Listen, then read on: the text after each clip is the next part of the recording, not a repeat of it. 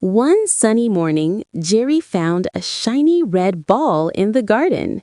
It bounced so high that it almost touched the clouds. Jerry giggled. "This is the best toy ever."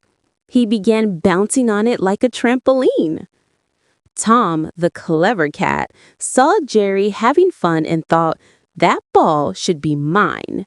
He pounced toward Jerry, but the magic ball bounced away so quickly that Tom fell boom into a bucket of water.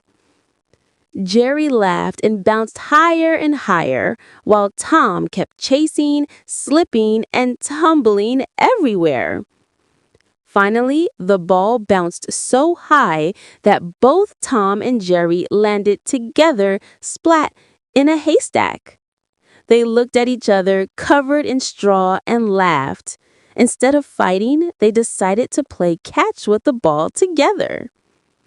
From that day, Tom and Jerry shared the magic ball, bouncing and laughing until the sun went down. Moral: sharing toys makes playtime even more fun.